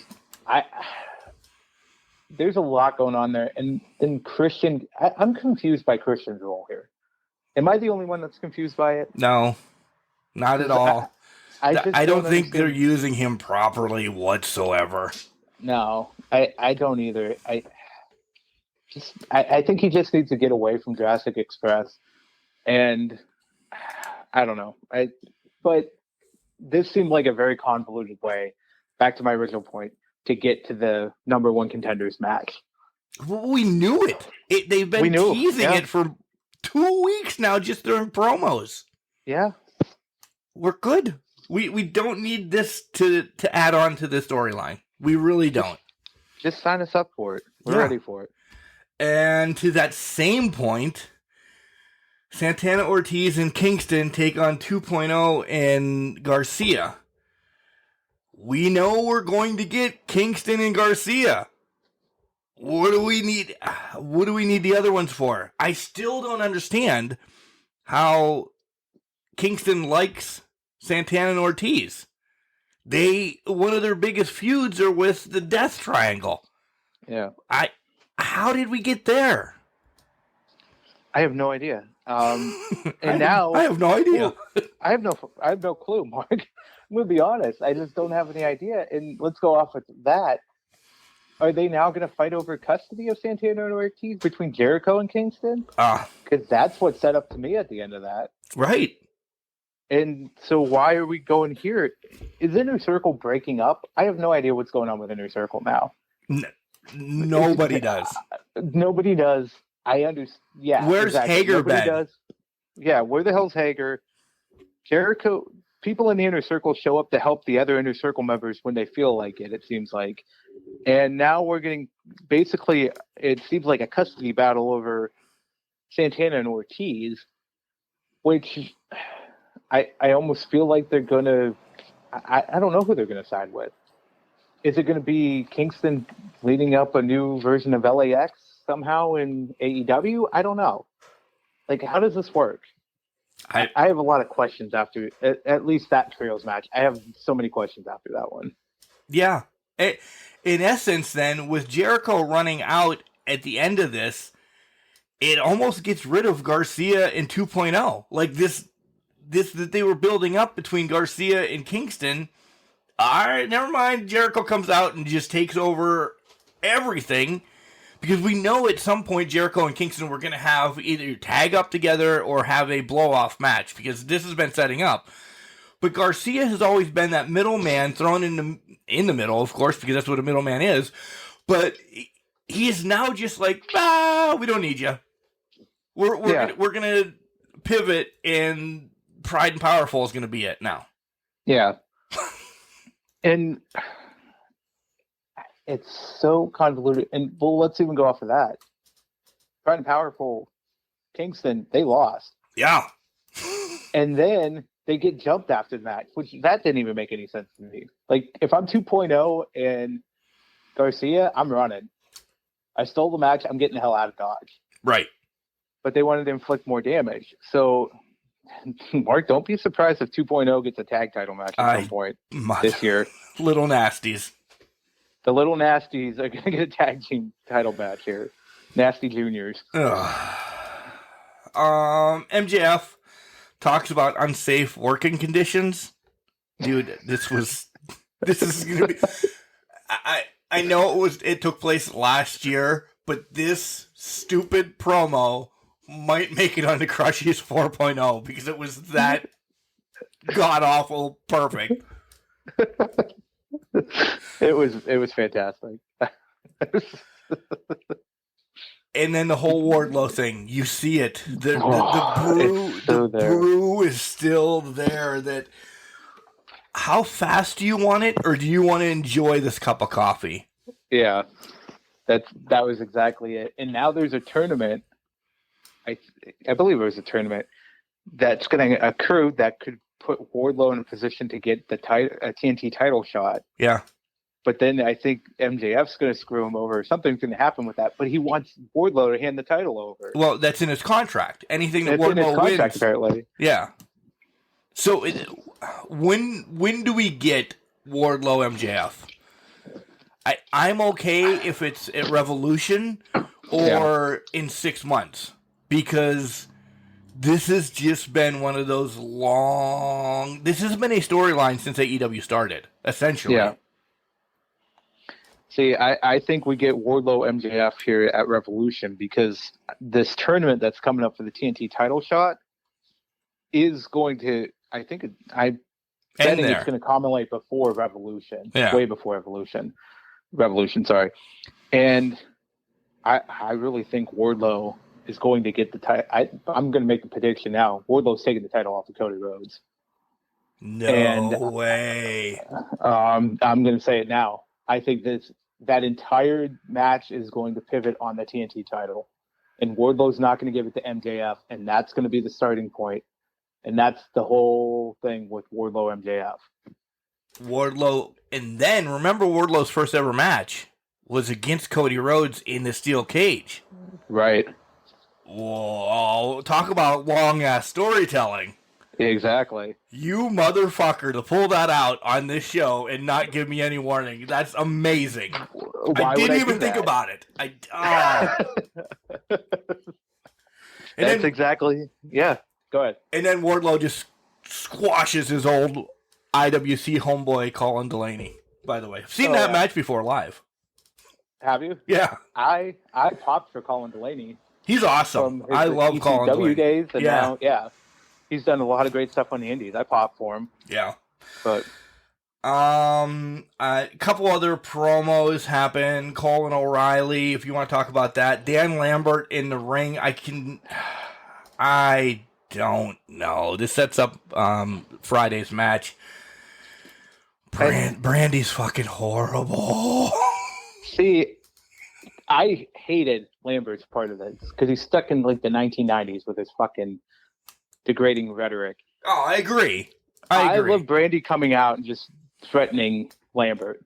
Is she not the greatest on the mic? She is not the greatest on the mic. But her just coming out and threatening Lambert, that popped me. I was fine with that. I wish Paige was there. Apparently Paige is done Van Zant now or something. Like, I would have liked to see her and Brandy scuffle. Once Dustin came out, please. The writing was there that he was getting jumped. Oh, yeah. If Paige would have been there and, like, punched Brandy or something, then Dustin comes out and tries to make the save, all fine and dandy. This one didn't do much for me. It didn't. I just like that she came out and basically just rebooted Lambert and kind of shut him down a little bit. But yeah, that promo wasn't doing anything. Punk had a promo. Sammy is back with his signs. He wants his title back. That's cool. Mm-hmm. I'm just skimming. If you wanted to talk about anything, Pillman talks about Malachi. Malachi pops up and then vanishes. And then the main event, we get Cole, Fish, and O'Reilly versus Best Friends. And the Super Elite. Are we... Damn it! Are we losing the Super Era already? Or... Yep. Yeah. Yeah, I'm sorry. I have to say we are. Yeah.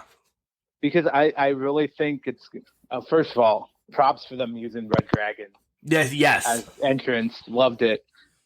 I feel like Cole's in a rock and a hard place right now, but I think it's going to be Cole and Red Dragon teaming up against the Young Bucks, and Omega's going to come back, and there's just going to be a fire trios match at some point. But Cole goes with the I think he Elite. No, I think Cole's going with Red Dragon. Oh, do you think? Here's why. So if you remember when Omega left, he put, I can't remember which Young Buck in charge, but he said, look after everything. Cole said, oh, I will. And he's like, no, I was talking to Matt or Nick. So that already put Cole in a smaller place than he likes being. Okay. Now you have Red Dragon here. He seemed to love him. He brought back Kyle O'Reilly without telling the Young Bucks. And the Young Bucks are in a weird position. Now they're trying to suck up to him after the events of that match. I just think Cole and Red Dragon are going to turn on the Young Bucks because it puts Cole in that prominent spotlight that he loves. The leadership That's kind of role. where my head went. Yeah. I see that. I do like him, though. I do like Adam Cole with the Young Bucks. I do. No, I agree with that. When do you think we get this? I mean, we're booking fucking Revolution to be the mega card of the year already again. Do we get the Omega return maybe in ring there, but doing some other stuff prior to that? Well, I think what's fun about AEW is their pay-per-views, not premium live events, but pay-per-views, is they book them to be the biggest card of the year. They shoot for the stars during their pay-per-views. Because they only have 4 of them. Thank God. Exactly. I couldn't see them doing that every month, trying to top the last one. But I think Omega's going to be out for a little while longer, I feel like, because I thought he had shoulder issues. That's what I thought, too. He had a couple injuries. So I'm thinking Double or Nothing, I think Double or Nothing, because we're going to see that slow progression. Something might come to a head at Revolution for these guys, but I'm thinking Double or Nothing might be the time frame we see it. I'll take it. Because we need to have that long booking. Yeah. Exactly. Anything else that you want to chat about on Dynamite? Did you notice how, now I put in here Orange Cassidy was feisty. He seemed more pissed off in that match than I've ever seen him before. And I get it's a rivalry type thing, but it just seemed like there's something else going on there. You know what I mean? It just seemed like he was more over the top in that match. Yeah, and I don't know where to pinpoint why or what, but yes, I did notice. Yeah. Speaking of Orange Cassidy, and this has probably been out for a couple of weeks, but we didn't make mention of it because we did the crushies and we were essentially off. Did you see the meme online of Orange Cassidy on the left and Kyle O'Reilly after, the Undisputed Era broke up and he was all in denim too? They said, here's some holy fuck, Mark. Here's some long time story booking, because they both looked like the same thing. Did you see that meme? I did not see that meme. Yeah, you know how Orange Cassidy's always in denim. Yeah. And that once or maybe twice that Kyle O'Reilly came out on NXT, all in denim too. They're like, long-term story booking right here. I could see it. I would love to see Orange Cassidy against Kyle O'Reilly. Oh, I would. I definitely would. I think, God, yeah, that would be a marquee matchup. They could put that on the pay-per-view. Yeah. And sell it. All right, let's shift over to Rampage, which Rampage kind of got shit on a little bit this week, but let me tell you, I enjoyed it. I enjoyed all but one match. Okay. And it was the Darby Bowens match. That's fair. No disrespect to Bowens, you just knew Darby wasn't going to lose. Right. That's all. Yeah, I mean, they had a lot of good They did a lot of good things with it, but you're right. There's no way Allen was going to lose that match. But does it set up Darby and Andrade now? Yes. Which is I'm all right Go with ahead. that. Yes. I'm all right with it too. I thought that was interesting to see Andrade walk out at the end of that. But does Andrade go through Sting first? Because Sting has been, he did have the Punk triple threat match, the tag team match or whatever, but Sting hasn't been the focus of a storyline for a while. It's all been Darby. Does Sting get a little bit of a stroke here first? Maybe let's not. I'm still holding hope that January 8th Yep. in Charlotte, Yep. things are coming to a head Woo! with a certain a potential father-in-law coming out. What perfect timing that would be to set that up. Right? And then you have Andrade with woo in his corner, and you have Darby with Sting in his corner. Right? He says he wouldn't mind one more match. I mean, God forbid we get it, but right, a tag team match would make sense. I would be all right to see Flair and Sting in a tag team match one more time where they didn't have to carry the whole thing. Exactly. Now, do we get that? Maybe not. Maybe we just get them in corners and hooting and hollering at each other and doing a chop off at one point. I wouldn't mind a tag team match. You're going to get the woo and then the. I would love Sting to come back as Surfer Sting for that. I would lose my fucking shit if Surfer Sting came back for a Battle of the Belts or whatever the hell it's going to be called. Yeah, well, that was a Battle of the Belts. I would love that too. It was fantastic. Yeah, that would be fantastic. Tony Khan, you're listening. Make it happen. Make it happen. Also, you know what? Talking about Sting and that, I loved this is going back, I think, a week for them. The whole Punk coming out dressed as Sting, Surfer Sting. I loved it. I hated it. You hated it? I told you that during the Crushies. I said you said you were going to bring it up, and I was waiting for you to bring it up. It's Punk. Come on. I know. It's like the fucking Hogan machine or the Piper machine. Like we didn't know it was Hogan or Piper, or did everybody not know the Giant machine was Andre the Giant? Right. Come on. I don't know. I just didn't like the face paint on Punk. He's been wearing pants and now he's got fucking face paint. It's pissing me off. Soon he'll be wearing t-shirts and wrestling in them. And but I enjoyed it. But we'll digress off of that. But I can't wait. I really think Flair's coming, and I love to see him in the corner of Andrade and Sting in the corner of Darby, and just all that comes with that match and the history and nostalgia there. Yeah, this just popped into my head, and we haven't mentioned his name for a while because we don't know how he's doing or anything. I haven't seen much, but don't forget, at some point we're going to get a huge return to AEW in the form of Jon Moxley. Yeah, and that's, get ready for the horrible pun, it will be a paradigm shift for that organization as well. Yeah, you like that? It will be, because we don't know where his head's going to be, what he's going to want. Is he going to be pissed at the Hangman? You know, there's just, or is he going to hate Bryan Danielson after this Wednesday? Yeah, that's true. Yeah, well, here's my thing. I think Moxley comes back. They almost can't bring him back in a heel form right now. No.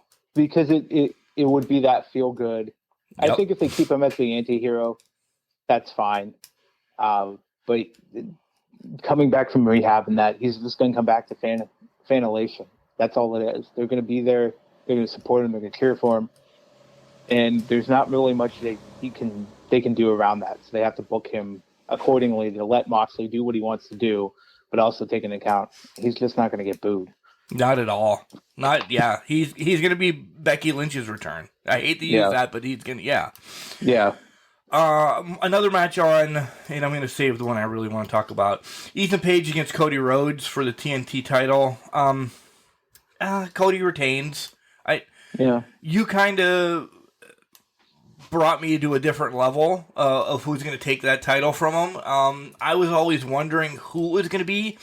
I thought maybe this whole saving Cody, saving Brandy thing was going to piss Dustin off, and we might get a Dustin Cody match for Dustin to get another title, just because he's Dustin Rhodes and he's Cody's brother. Right. But no, I don't see it that way anymore. I see your point. So Ethan Page was just another stepping stone. Yeah, I now see the full picture. Last week I was wondering why they took it off of Sammy and gave it to Cody. This week I now see that picture, and I just feel like that's the only end game with it, is to put it on Wardlow when they eventually do meet, because I think Wardlow's taking whatever this tournament is. So yeah, and I'm bummed for Sammy, but again, he's one of the pillars. I don't think he needs a title. He can do some really cool stuff without it. I think we talked about during the Dynamite part of it in the Inner Circle, I almost think he's somebody that needs to get away from having a group and kind of just like roll by himself and show what he can do without a group. So I'd be all right if Inner Circle is done. and I still think at some point we're going to see the breakup. I think we're all saying that they're done, and we know that we're pretty sure they're done. Where's the breakup going to come? Is it going to be like Sammy turning on Jericho? I feel like there's a Sammy Jericho match coming. At some point. And whether it happens early this year or later this year, I think it's happening at some point this year. Yeah. All right, now let's talk about probably the match of the week that people either completely loved or shit on. Yeah. It was a street fight between Anna Jay, Ty Conte, and the Bunny and Penelope Ford. Where are you sided? I loved it. Yeah, me too. And Bunny scares the shit out of me now. So right? I'm just the facial expressions with the blood, I'm done. People were, and this is how far that it got down, that people were nitpicking. The Bunny got punched with a right, and her left face was bleeding, not her right face. Right side of the face. Yeah. Dudes, come on. I don't give a shit if her chin was bleeding and she got that much blood. Stop digging into it that much and enjoy what they did, because I think this match, and probably not the prettiest match as matches go, but it was a street fight. So there doesn't need to be technicalities and all of that happy horse shit.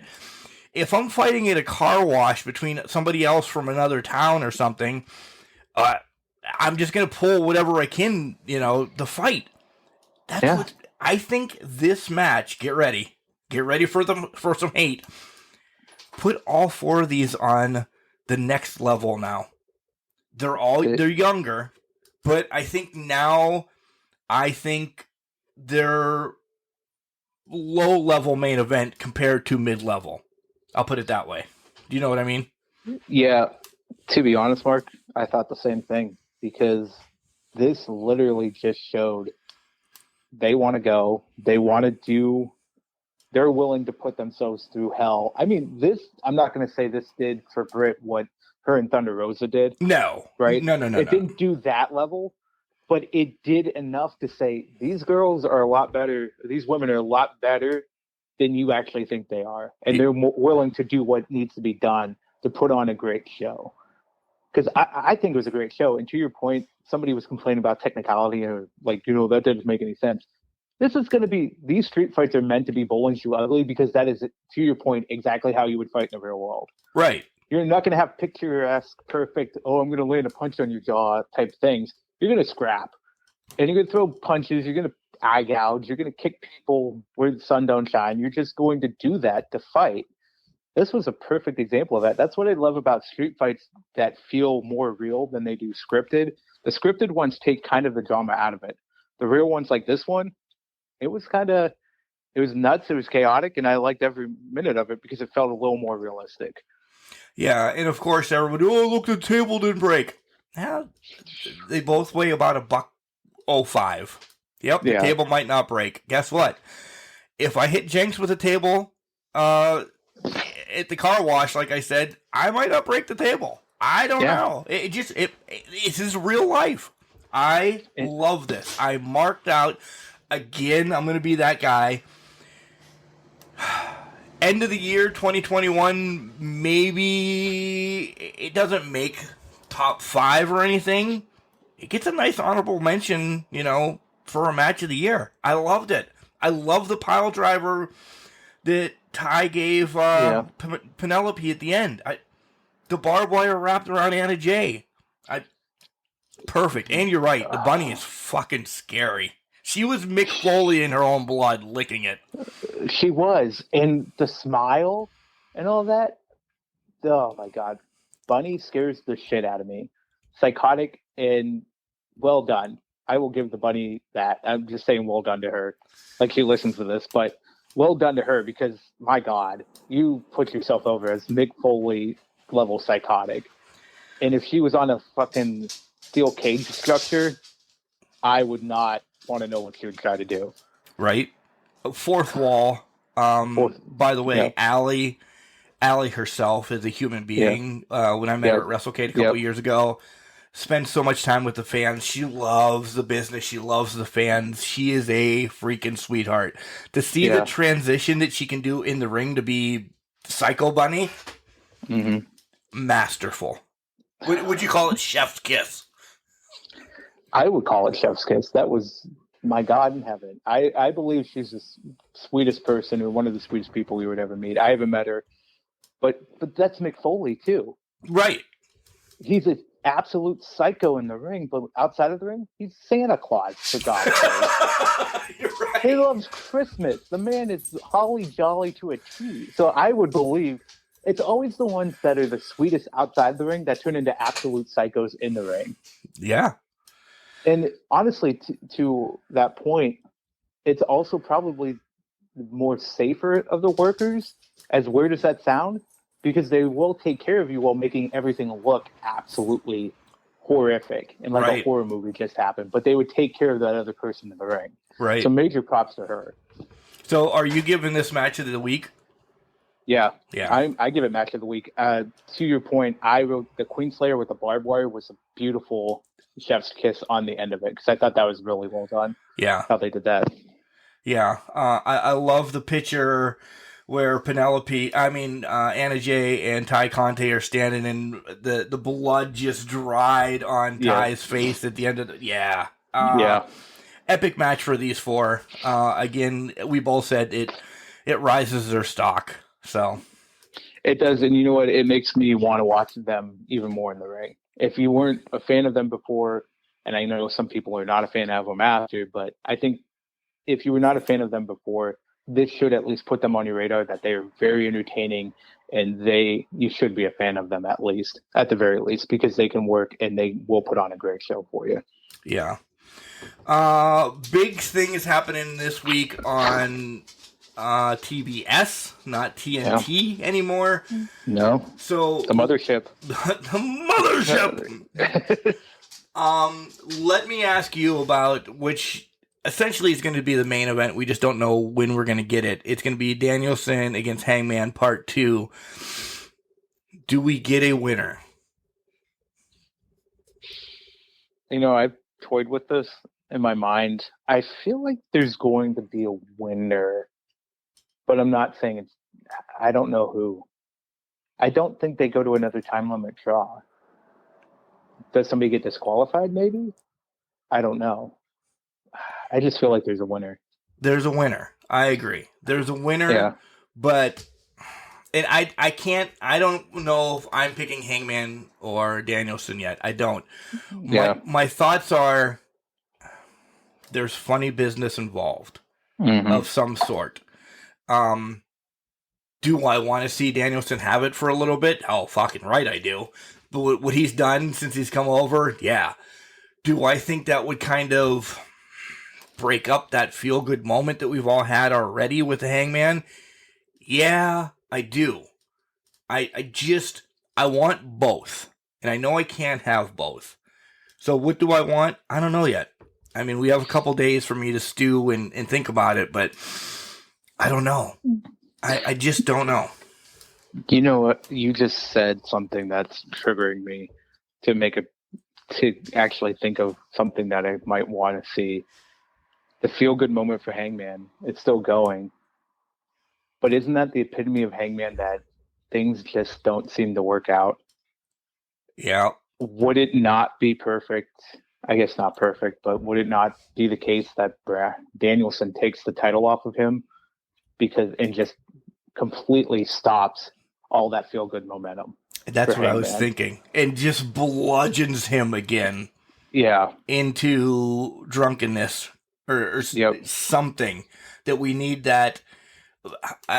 The English professor said it. Everybody that's in wrestling has always said it. The money is in the chase.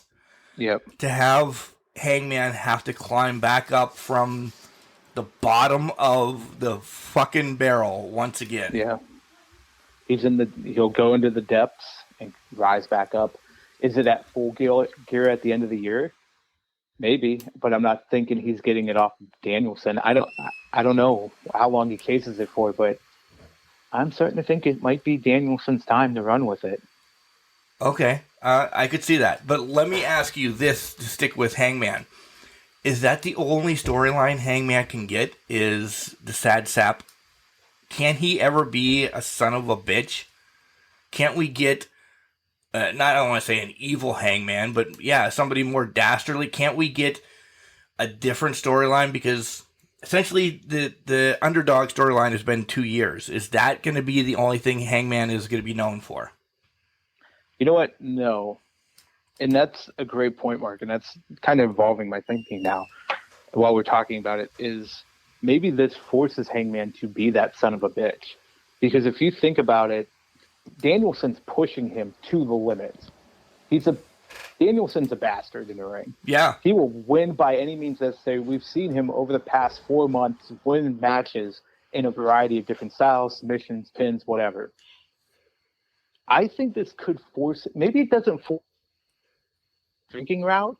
Maybe it forces him down to, I got to be fucking more of a son of a bitch and more dastardly with it. I think you actually are onto something with that, because I don't think, why would you become, I guess to me, why would you become a sad sap? You've just been a world champion. You know, you're on the right path. Do you really fall that far into your own feelings with that? I think that would do a disservice to Hangman now. That's what I was thinking. Like, we're gonna make this whole poor Hangman again. He was a champion. He's got to have some brass balls at some point.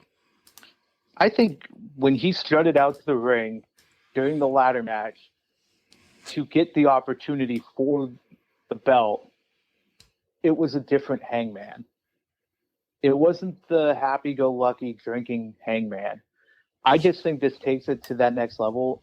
And to your point, which was a good point, obviously, because I'm going off of it, he's going to become a son of a bitch. He just evolves it further to say, well, I've gotten myself to the point to get over Hangman.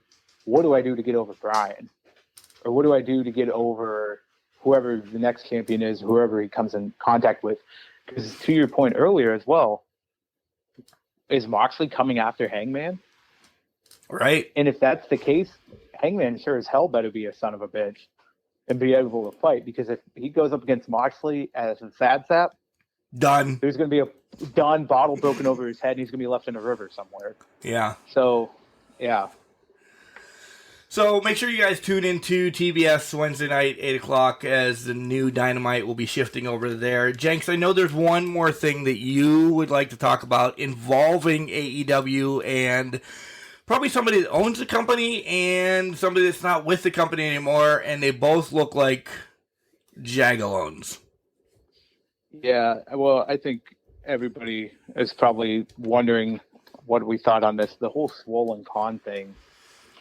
My God, both of them, I think, were just off the deep end with everything that went through this weekend. My personal opinion is Tony Khan should have never responded the way he did. And I second that. I don't know if it's a drunken stupor. It's not an excuse if it was or what. But the way he answered that was very tone deaf. And it looks like that Leo Rush has already had a conversation with him to kind of mitigate those things. So if that's the case, great. To the point of Swole, I guess I get where she's coming from, but I don't like how she's getting there because I think, in my opinion, there is diversity there within AEW. I think they have done a lot to promote and push wrestlers of different diverse backgrounds in that. Yeah, at least from an outsider looking everything. in. Yeah. And the way, just what she brought up, I mean, I don't fully agree with it. I'm not going to try to even attempt to make an argument against, for, whatever. But just from an outside looking in, I'm just looking at it and saying, I thought they have done a lot in that regard. But there could be things behind the scenes that we don't see. I don't know. That's kind of where my head is at. I think both didn't need to go to the extremes that they did. And this just ended up being a very messy New Year for both of them to begin the year. Yeah, I will second everything you said and just add a little bit. I think this is where press just to get press isn't good press. I think this was bad press on both sides. Like, I don't know if this is something that you just call Tony and say, hey, you're being a giant douchebag over this, or I'm sure Tony still has Big Swole's number, has the ways of getting it, and saying, hey, let's talk about what the hell you think is wrong, or whatever. That late at night, and you just get that tweet, I saw it, and I'm like, holy Christ, what are you doing? It was just, I got my Adam's apple kind of like swelled up going, what the fuck, man? And I'm no stock in the business at all, but I'm like, ugh, stupid. It was very stupid, and that's why I said drunk and stupid, because you're right. The time of night, the night it was, I just feel like he read that in a not the right state of mind. But to that point, it's been said that people that are inebriated speak what they truly feel. Listen to some of the old past Can Crusher shows. Yeah. Fair. But I think it was a mess. I don't think it was handled well on both accounts. And it's one of those things where I get where Swole was trying to bring it to public. Swole is outspoken, and rightfully so. Let her be. Right. And let her do her thing, and, more power to her. I just feel like this was the case of this should have been handled behind doors. And I know they had an exit interview from what I've seen and whatnot and read, but just handle it behind doors. And if there needs to be some other advocate to help the cause to have the conversation, then do that. Nobody was in the right here. No, not one of them. No. And I feel like it could have been handled way better than it was on both fronts. I agree. But I wish nothing but success to Swole wherever she does end up. I love her. I saw her at Shimmer and Rise a couple times and everything. I really do love her. I thought she was underutilized in AEW, so I will agreed. I will bank on that. Her and Britt's show, little tour in the ring with the Hell My storyline could have been so much better. I really do. And she could have been a badass. Like, there's so many people that she worked with there. But and she wishes West the best for AEW, WWE, every place she's ever worked. So it's 2022. People do need to get better. Come on. Yeah.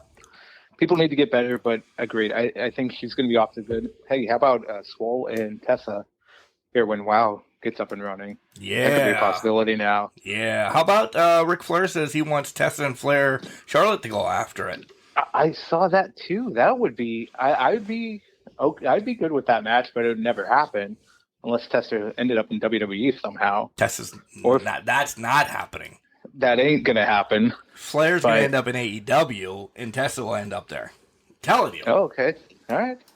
I think Flair will leave at some point. I agree with that. So I do too.